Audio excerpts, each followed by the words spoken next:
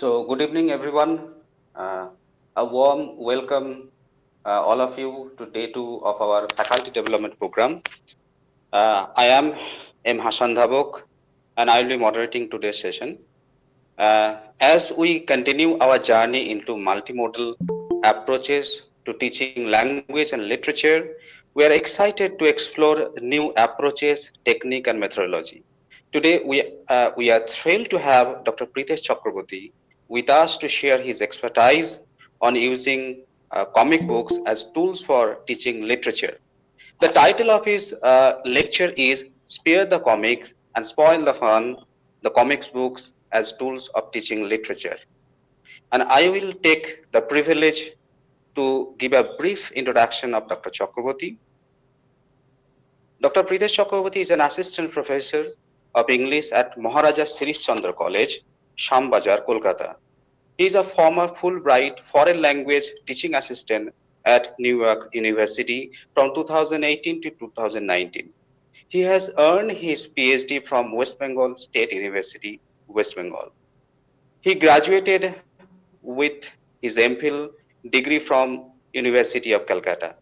He is researching superhero comic books of Batman and Indian comics, and he has published several articles in national and international journals, including Journal of Graphics, Novels and Comics, Taylor and Francis, chapters in books, and has attended a number of seminars and conferences both in India and abroad.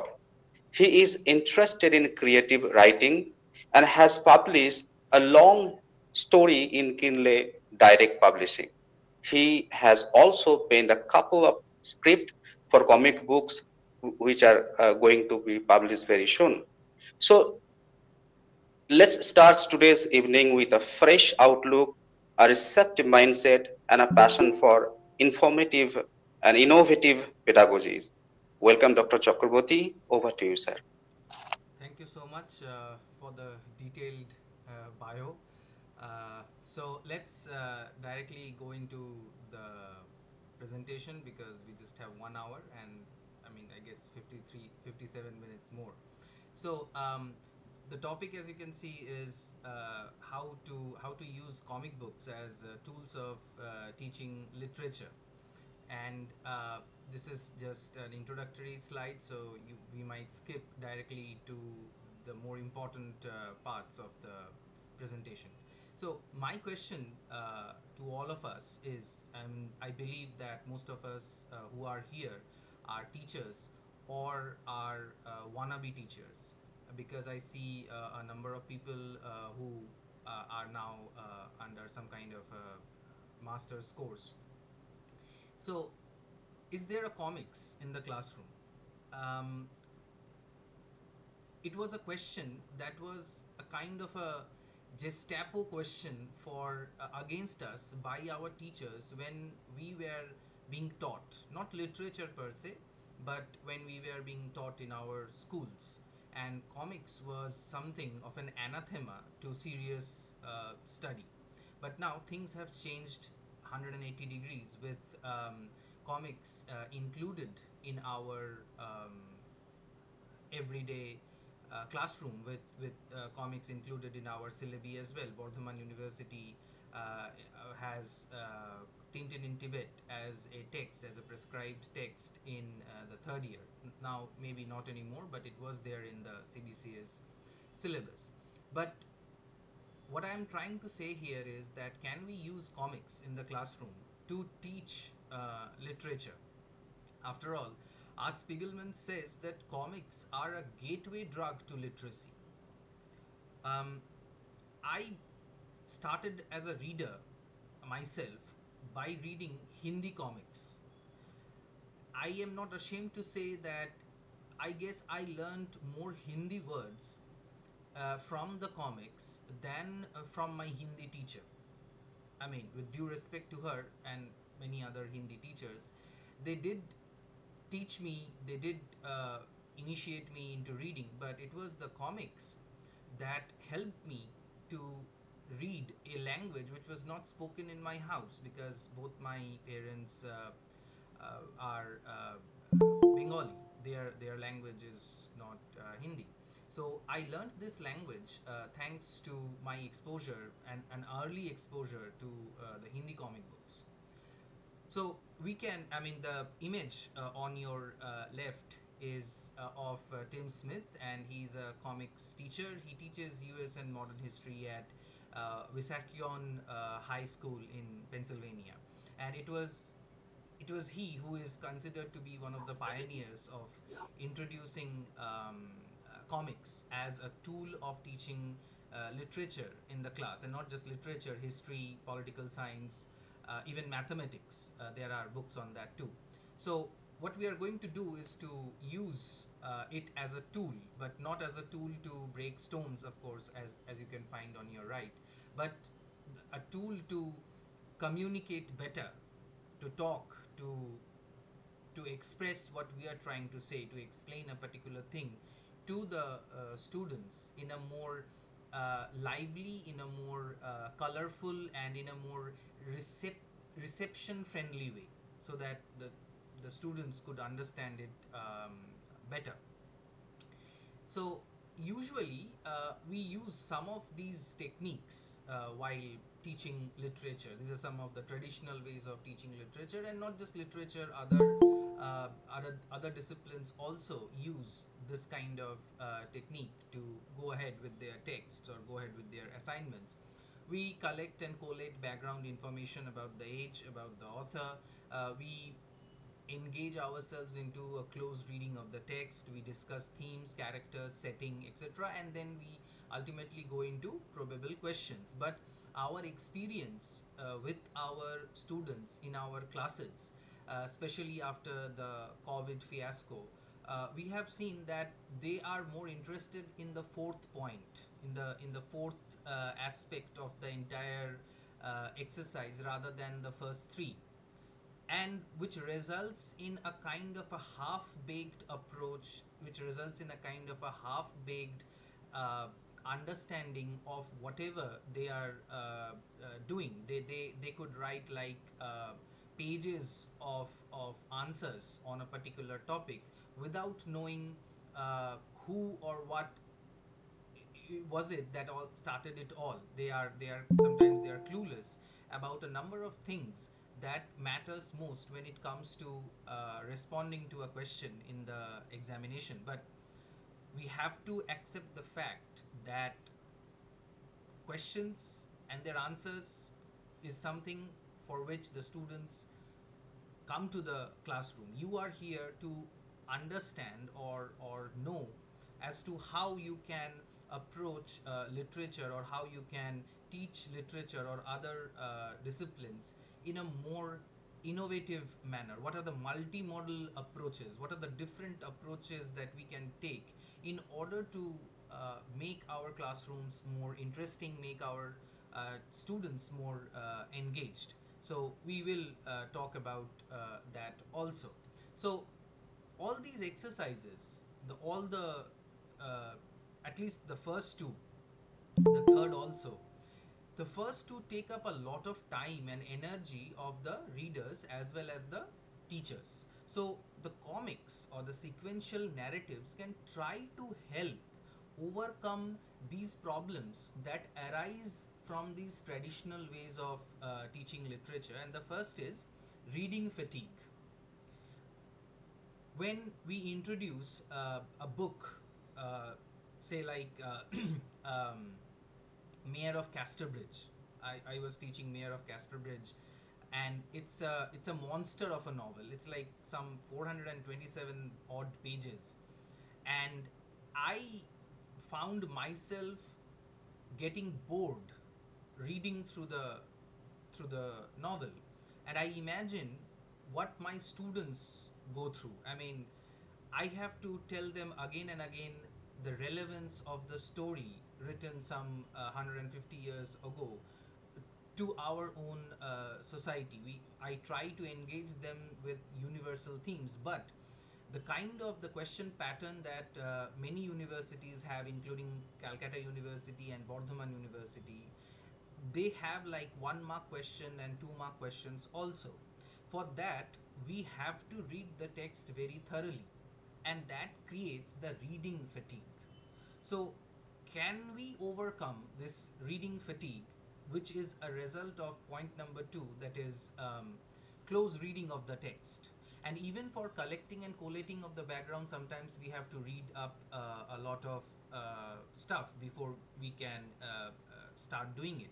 I mean, in the presentation of this PPT, since the time Dr. Hassan asked me to do this, I was under a tremendous pressure. I was reading up stuff. I was reading a book. I was looking at memes. I was trying to collect stuff so that I can make it more interesting. It is I lost a few more hairs on my head because of this entire thing. But can is there a way to enjoy what you are doing? Is there a way to overcome this fatigue?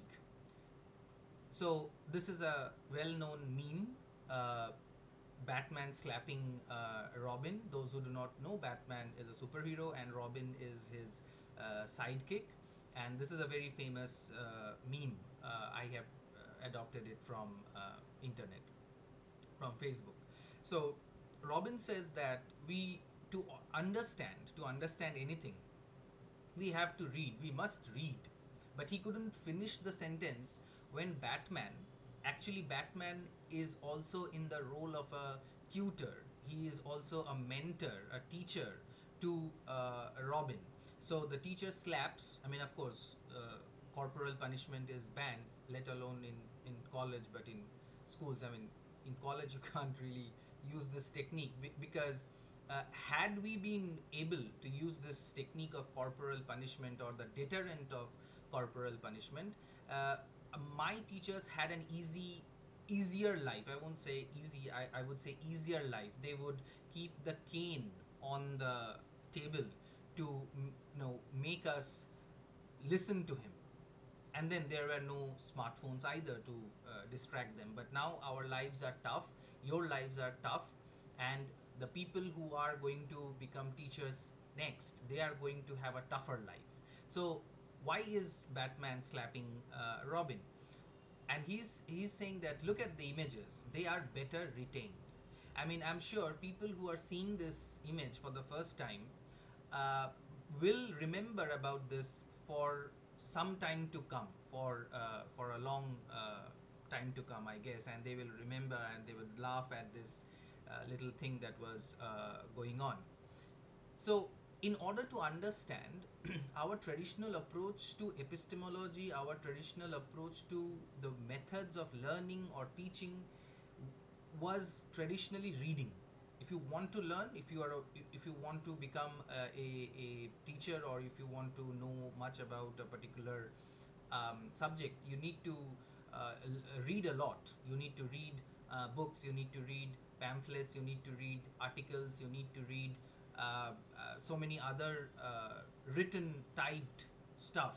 Okay, but is trying to say that there could be other ways to gain knowledge, and those are images, those are memes, those are GIFs, those are emojis, which can help the students not as the core source of learning, but as supplementary source of learning. I am not saying that throw your books out of the window. I mean, you can. I'll just catch them. I'll stand there under your windows and catch them.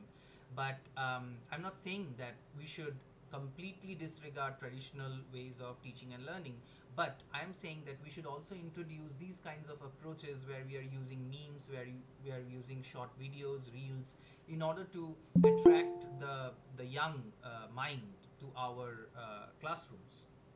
Now, I will give you 30 seconds. I am very cruel. I will give you 30 seconds to read this up, and then I'll ask random people in the meeting some stupid questions from this. 30 seconds, guys and girls. I mean, this is not your usual droning lecture, but this is going to be active thing. Read up quickly.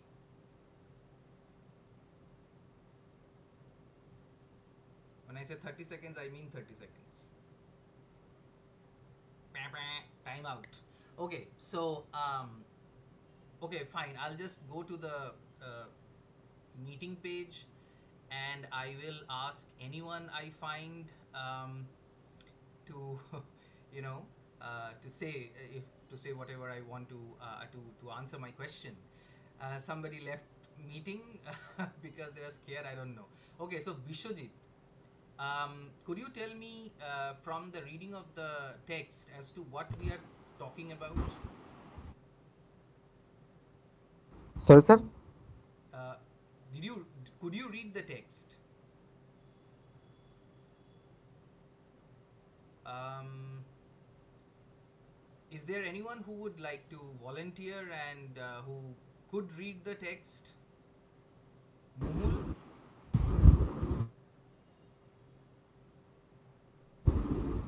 Yes, Sir, Bishwajit, I you are only unmuted. understand. Yes. Yes, Mohul, can you can go ahead.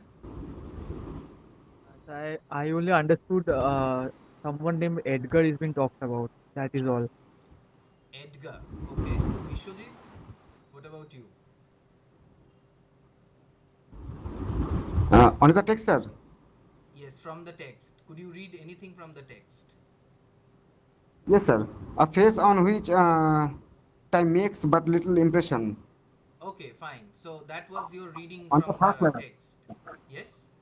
a Saturday afternoon in November was Yeah, okay, all right. So approaching the time of twilight, my and the question vast. is my question is Bishwajit, what do you think this is about? Yes, sir. This is a very famous chapter from a very famous novel.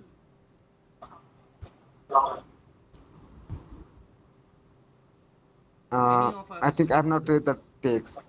Okay, I mean, maybe when you were reading, it was not taught in the universities, but there are senior colleagues here also who might be able to tell me the name of the text in the message box.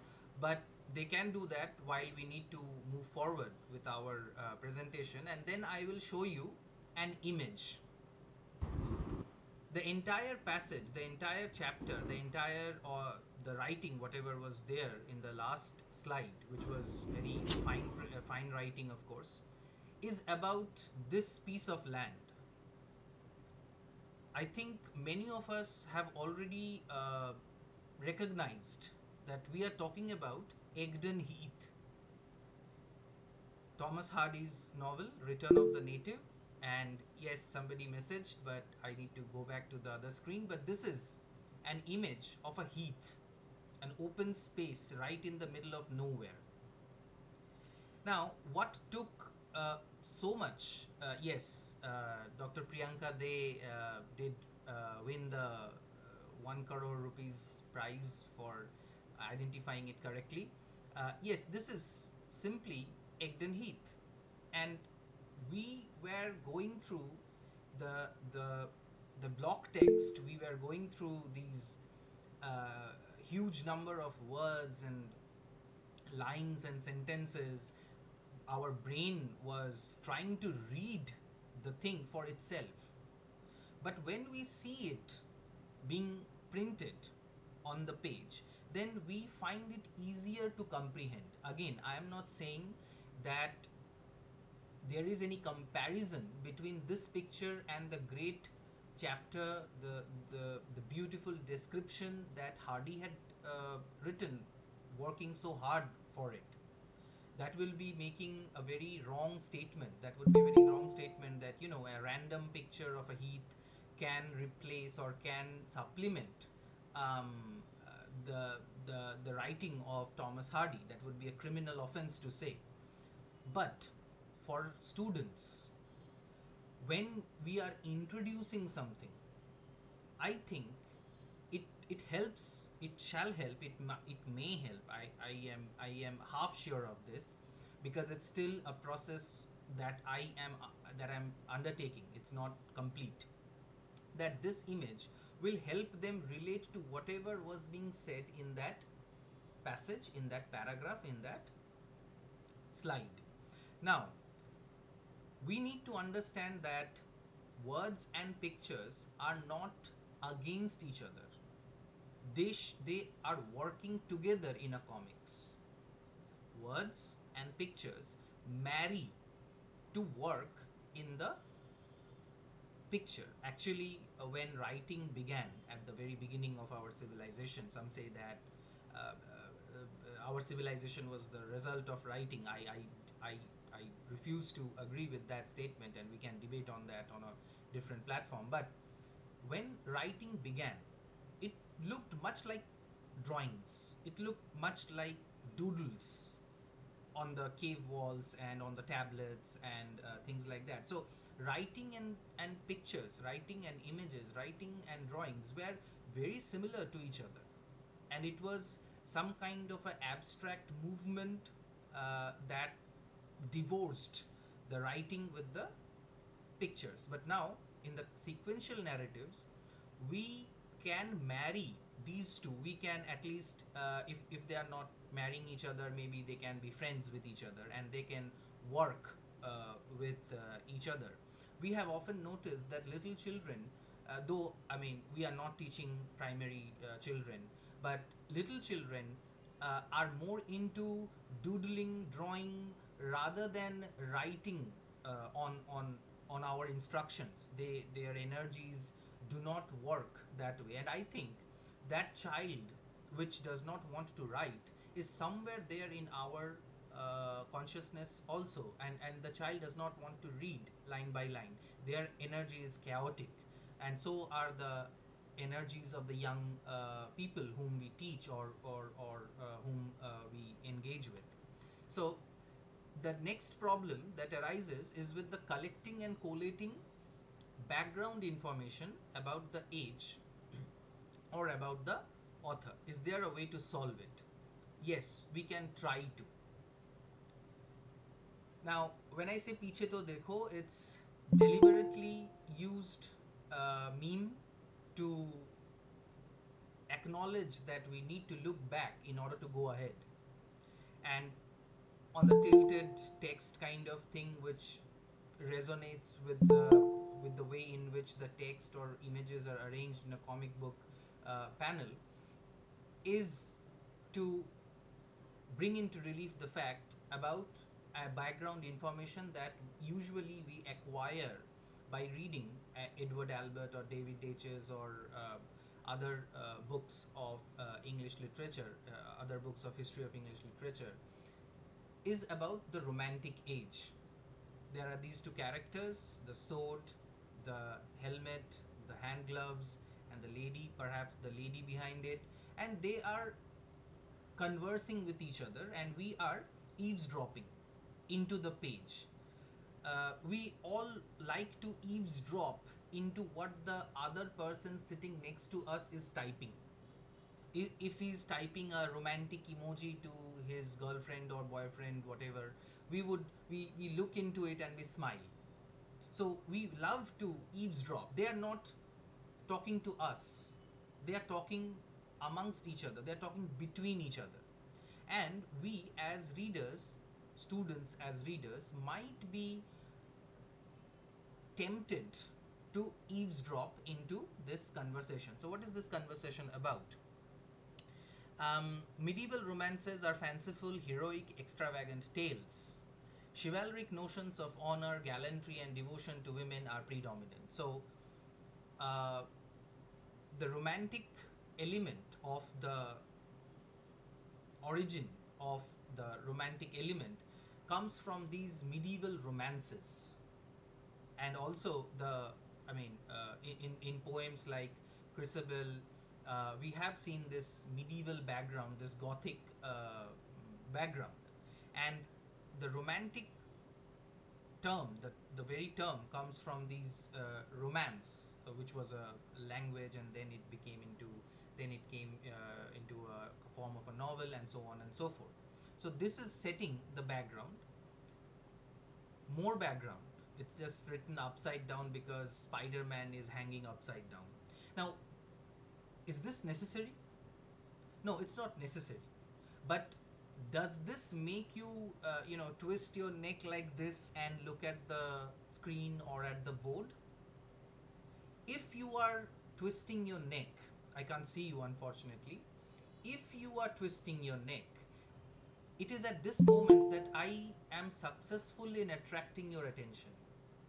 because you're twisting your neck, you're doing something physical with the help of some gimmick on the screen or on the board, whichever technology you're using. But then what does the background say? But with a sense of a current debasement in fashionable excesses of sensibility, the age of high romanticism made the word a focus for hopes of revolution and social change. In future, it became a political term. So, two political philosophers, two political pathfinders are talking about the revolution, because the revolution, the French Revolution, the American War of Independence, they they had a tremendous impact on the Romantic Age. If we don't remember the names of the revolutions, maybe this image will help us to recognize, to recall the fact that there have been some kind of a revolution, and maybe with that revolution the French and the American names can come into play. Then background returns. Deliberately I am using the lingo of comic books, because this is what, comic books say, Batman Returns and Batman Part 2 and things like that. So this is also a revolution. This is also a kind of a background to the romantic thought, and these images, the crowd, the hands raised in gesture, what we are witnessing right now in our West Bengal and all over the country, is reminiscent. This is where the connection is made. This is the right time to introduce the topic of the revolution, and the images will hold. The images will hold the attention of the students, of the readers, of the people in front of whom we are talking. The details, the depth is an added advantage. They are drawn into the image, and when they come out of the image, the words, the the typed words might also dr- be dra- be dragged along into the consciousness.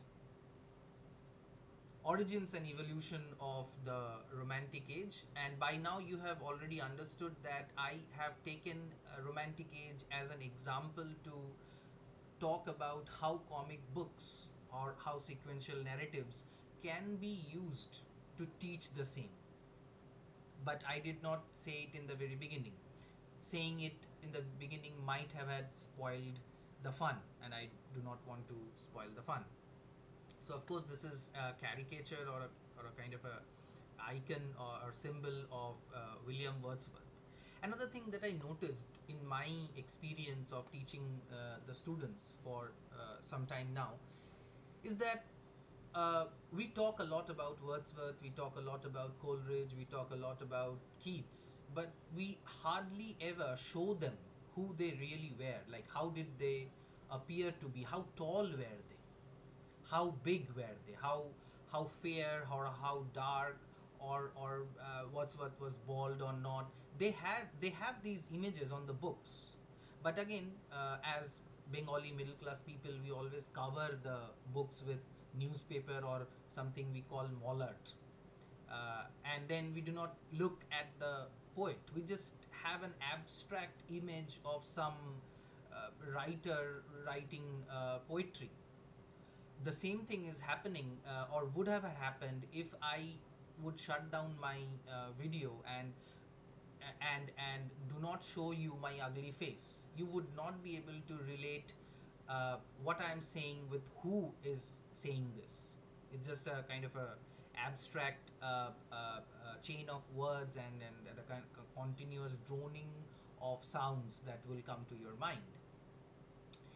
Now, French Revolution, or the origin and the evolution of the ideas that led to the birth of the Romantic Age, is presented here in a kind of a word, in a kind of a rock balancing thing, which is a game, and we have Kant, we have Rousseau, we have Napoleon, we have Saint Just, and so on and so forth, and the line goes a long way back.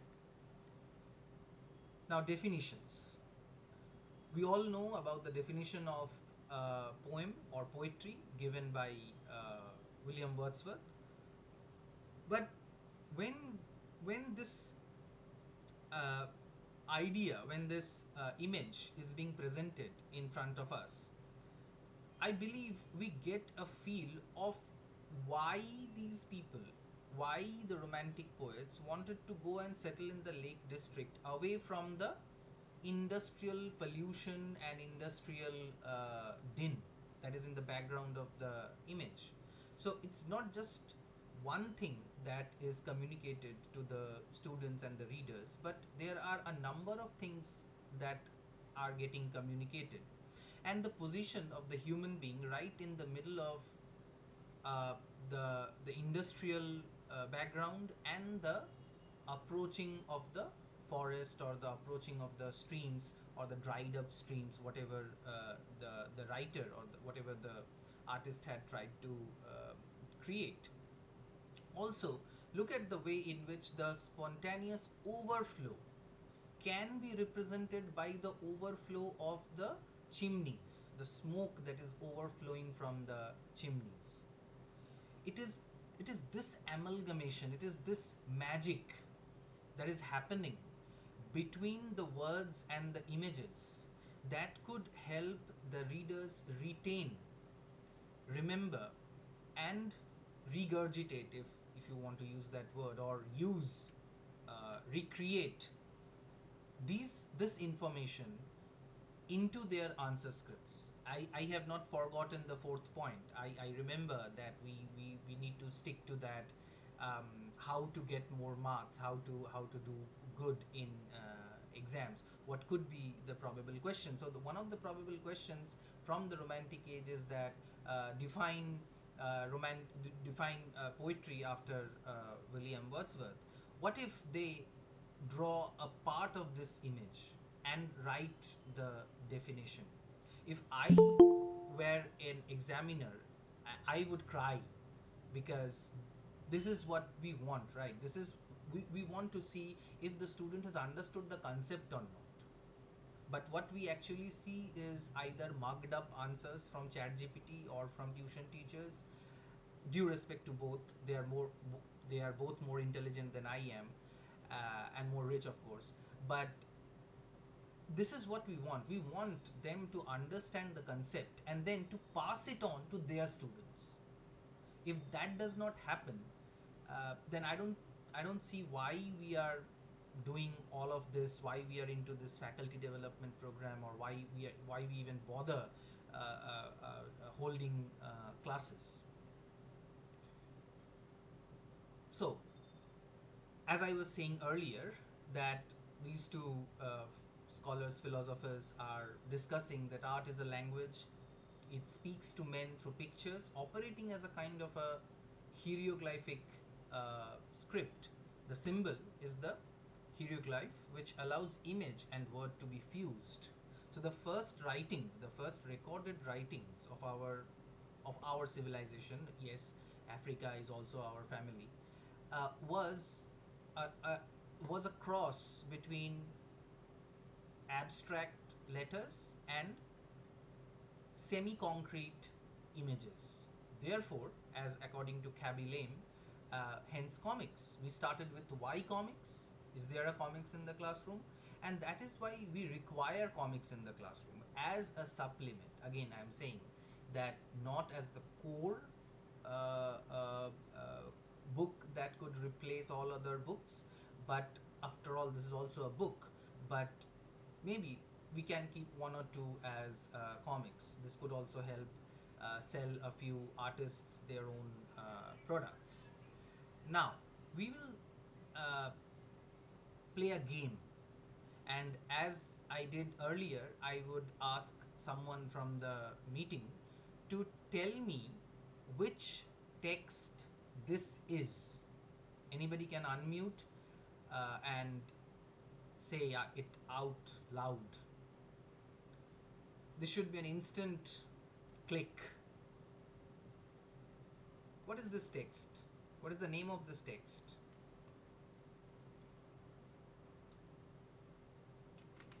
Anyone?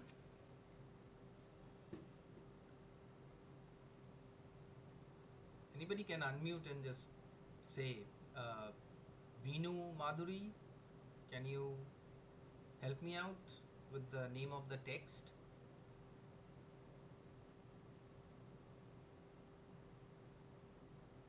Because if I ask my known people, then that would be like kind of a, you know, nepotism.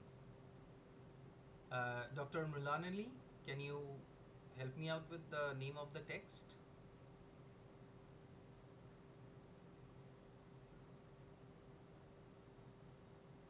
Oh, so Dr. Day said that the name was there. Oh, that's very observative of you. I didn't observe that.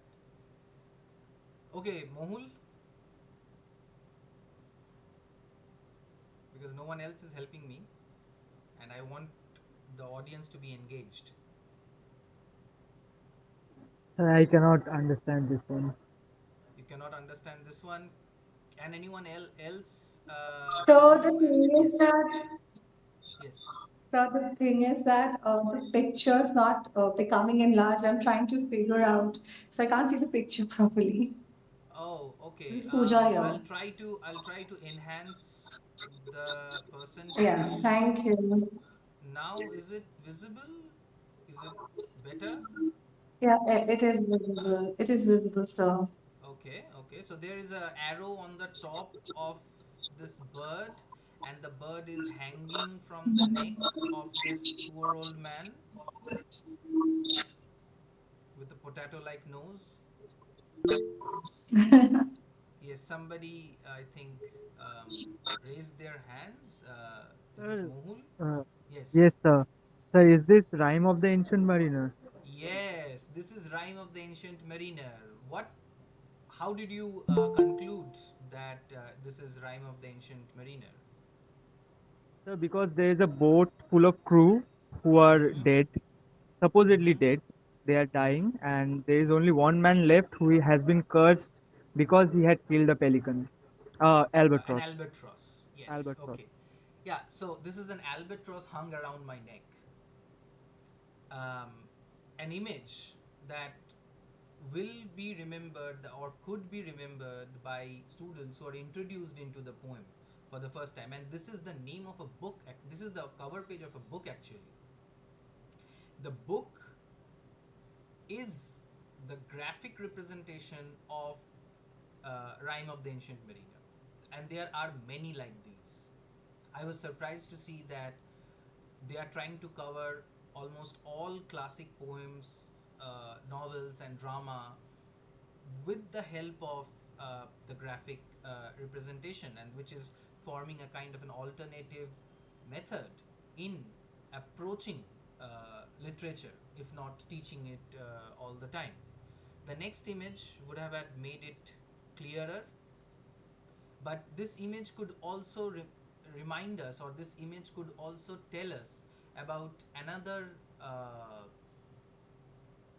famous poem, The Hollow Men, because these people seem to be like, especially this guy and this guy, and this guy is like holding his pants, and his name is Bob Dylan. These people appear to be like hollow men. This representation, this imagery of being hollow uh, is haunting. And when we teach hollow men, what if we use this image to reinforce, to put our point across? The game is on, and anybody who can guess the name of this uh, image, this poem or literary piece, won't get anything from me, but it's like, just guess it.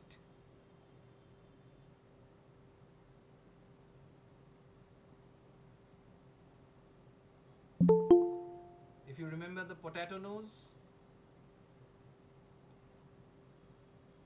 well, it is the beginning, it is the first few lines of Rhyme of the Ancient Mariner. You see, the same potato nose that we found here, he had a potato nose. This guy has a potato nose. Potato nose, potato nose. Now, potato nose makes us familiar with the text. which the black and white print fails to, for me at least. And then when we go through the entire sequence, we will remember how it all started. This haggard old man caught someone going to a wedding party, and he was compelled to listen to that haggard old crazy man. Next, yes, now it's easy. This one is easy. Anyone, go ahead.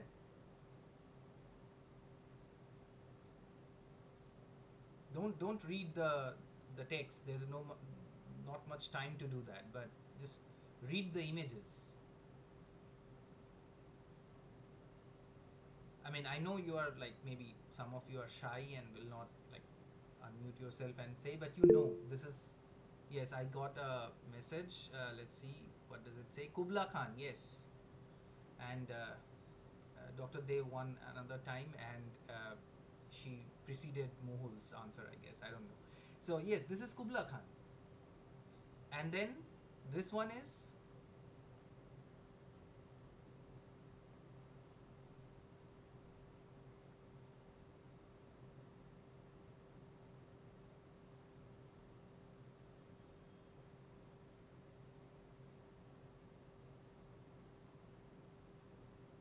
And I should uh, confess that it is not just these images that will give you the name, but people who are answering already have read these poems, and that is why whatever they had read is getting connected with whatever they are seeing, and hence they could relate better. But people who have not read these poems, uh, or had read it long ago, might still recall, but people who have never read this poem will not be able to recall the name, but they might be able to understand what is going on here. Two people meet, one is looking like a rich person from somewhere, and another person is looking like kind of a hippie, and then they are going, then the focus is out, and we are seeing these two people in the background. This is Crucible. This is how Crucible begins, and this might go some way in order to recall and retain the reader's attention into the text. Next, we can talk about the themes of uh, where did this go? Sorry, uh, there was supposed to be title here. Okay, I think something happened to it. So this is the this is working on the theme of appearance and reality. This is not, I don't know if it was made from a comic book, but it's comic-ish. And what we what happens and what we really see are very different things, especially in today's hyper real world where everything can be concocted instead of those being there. So it harps on the theme of appearance and reality. This is how appearance is, and in the TV, what we see is the appearance, and what happens outside is the reality. Next, you can guess what these comic books, what these comic pages or these comic books might talk about. You can guess. These are all universal themes. As I was telling, that we try to introduce universal themes into the books, into the novels that we see or read, and try to make them available to the students. So this one harps on the theme of marriage. This one on betrayal. This one with Tintin and Captain Haddock with Chang in the middle and Snowy following them is the theme of friendship. This is, of course, the universal theme of love or tragic love. This is on detective fiction. We are now having a lot of popular culture in our syllabi, and this is a classic example of how comics can be used to represent or reflect upon themes that are used in the detective fiction, like he's saying that I don't know what he's saying, he turned the wrong way. So this could be a very fun way of trying to understand or trying to guess at what we are doing. Finally, I would come to the section where I would try or I would present that we can teach figures of speech through comics as well. For example, Hulk. For people who do not know, this is a Marvel superhero who turns into this green guy whenever he gets angry. So his body, his muscles, his stature, his image is hyperbolic. So we now have a very visual representation of what a hyperbole might be or is. Now on the left of the image is, I'm sorry for this being too small, I'll try to increase the, sorry, okay, now here is, it's in the middle and I'll try to increase it. So this is an example of a simile. This is Tiranga, this is a superhero in Indian comics, Hindi comics, and this is of course Captain America. And so he looks more like Captain Puerto though, but you know, that's a joke. So anyway, these two captains are similar. They are compared. They can be compared on many levels. Again, we can go for personification with Swamp Thing. He is nature personified. He is a swamp. He's a swamp that is alive. I think this is a very good example of personification. And of course, this is a DC character, and his name is the question. So maybe he stands for the rhetorical device of interrogation, rhetorical question. Okay. So let's move towards the end of the slide. Why is he here? I just like Batman, so he's here, and this is my slide. You have nothing to say about it. Next, we can find that even the difficult concepts of philosophy is made easy by these kinds of books. Action philosophers, and the action philosophers start from Plato or pre-Plato right to Derrida or Spivak, or you name the philosopher. You will find all of their writings, all of their wisdom formed in the pattern of these sequential narratives, and this is just a fun way to look at it, and young kids might be very happy to look at this image as a testimony to whatever I have been ranting for the last 46 minutes. Is that in Times of India on 29th October 2022, page 2, um, I found this news that 15,000 experts to visit schools to teach students about cybercrime, and they are going to use comic book to present modus operandi. That's, I mean, that makes our claim validated a bit. So this is the proof part that I was trying to show to you, that things are moving towards the fact that, you know, we are going towards a pedagogy that is an amalgamation of multimodal ways of presenting our knowledge or presenting our facts or our lesson plans into this kind of a presentable comic book or presentable sequential narrative.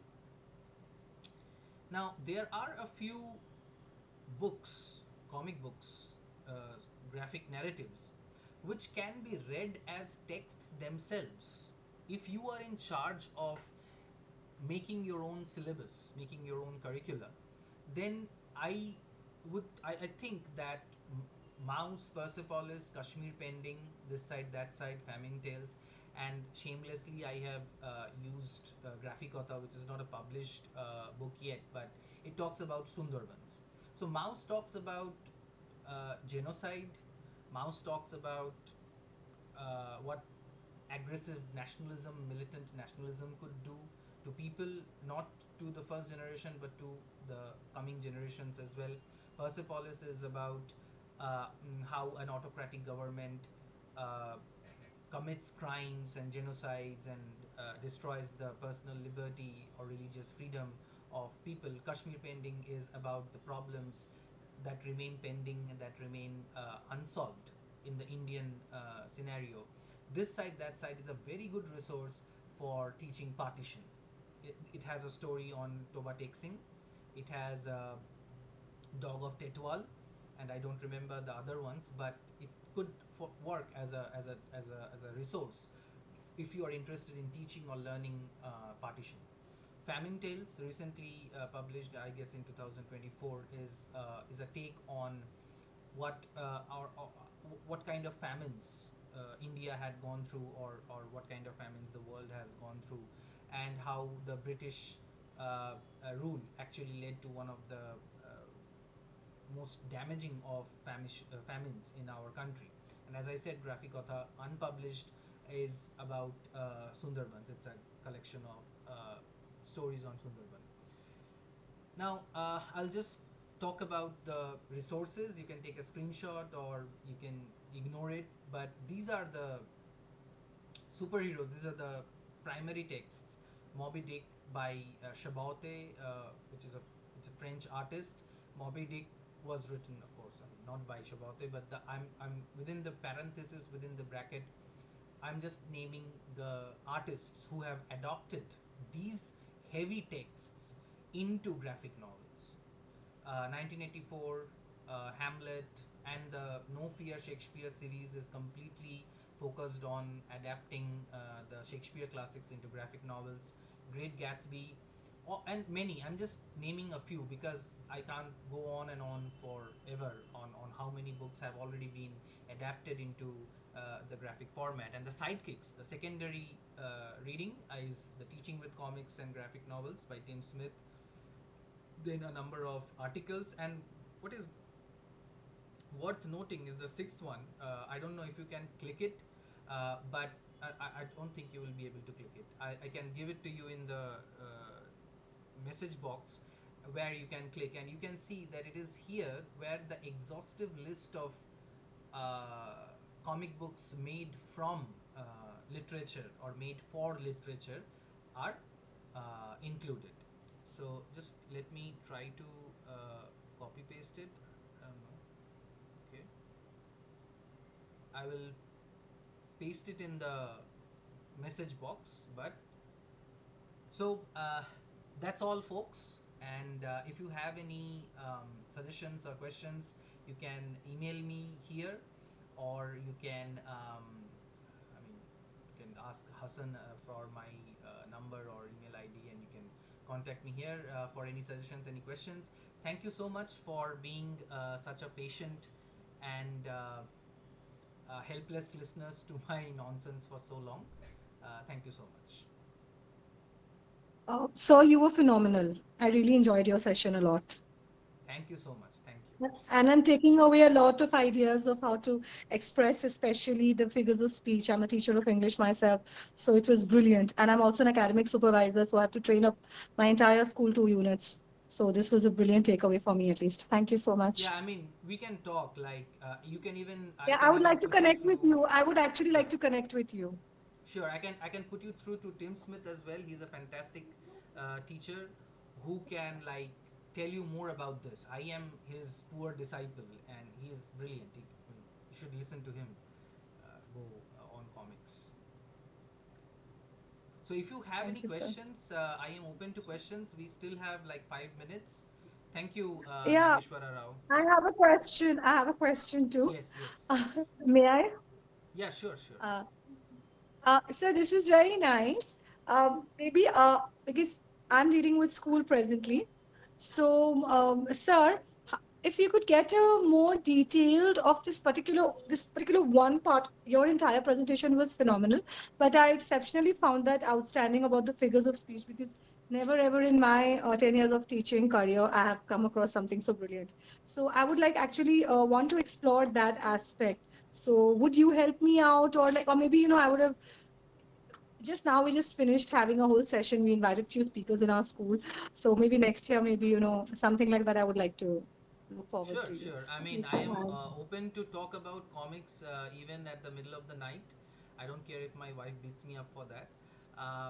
But yeah, I am comics. I mean, I think I am 70% water and 30% comics. So whatever it is about comics, shoot me an email, talk to me, get into our group on comics where there are other masters, other great comic artists and people who talk about comics, and they will be able to help you out more. But I'll be glad to do anything that I can do for comics. Thank you. Thank you, sir. Any other questions? I can't see any questions in the chat box. Just thank yous and answers, Kubla Khan and all that. Thank you, Dr. Dey, for your kind words. Arundhati Patra, thank you. Thank you so much. Shagota Lokhi Boshu, thank you. Pooja Chaudhary. So I guess that's it. If you do not have any questions, we can call it a day, and I will request Hassan to rid me of Uh, this burden. I was enjoying your session. It was such a engaging and insightful and even entertaining session with lots of humor, irony, and all. And I observed that from this idea of reading fatigue to word and picture together. And I found that the certain memes you used, like Piche Dekho, I never thought anyone can use that Piche Dekho the way you contextualize. So I enjoyed it. And also that you used the Kavi in that context. So I enjoyed your session, sir. Uh, Yes, I that mean this is still something that, yeah, yeah. Go ahead. Sorry. Yeah, I will request participant again. And if you have any question, any suggestion, any comment, please you feel free to ask. You can unmute yourself. You can write in chat box as well. And this is the link that I was talking about. That you can use this link to go to the resources, like huge resources on comics, and not just books or memes, but like interactive comics. If your institution allows you to do that, then or online you can do it very easily with your students. And as I said, I'm always open to learn and discuss how to do it better, because with the dwindling number of learners in our classrooms, the dwindling So I attention can't see the span. website name. I can't see the thing. It's too small. Can you put You it in can the click it. group in which we are the FDP group, Yes, which we yes, yes. I am Yeah. sharing that in the group. All right. Yes, as I was saying, Hassan, when I started making this PPT, I was so nervous. I was like, people will be bored. They will like throw tomatoes at me. I mean, good tomatoes I can make ketchup, but bad tomatoes I don't know. But then I started enjoying it. I really, really enjoyed creating this PPT. This was not a pedantic exercise for me anymore. I was like having fun. So I guess the teachers who are here may want to, you know, make this fun, not just in the classroom, but even when you're sitting in front of your computer. Try to make it fun, like Piche to Dekho and Cabby Lame, and do whatever shit you want to do. I mean, sorry for that, but yeah, that's how I talk. Sorry. So yeah. All right. So I guess So that's it for tonight. yes, I think no other question is there. So I can go to next section, that is formal vote of thanks. So respected guest and the esteemed speaker and dear participant. As we conclude the second day of our faculty development program, on behalf of BASE and Department of English, Dr. B.R. Ambedkar College, I would like to express my heartfelt gratitude to each of you for your active participation and participation in this engaging discussion, and also your valuable feedback as well.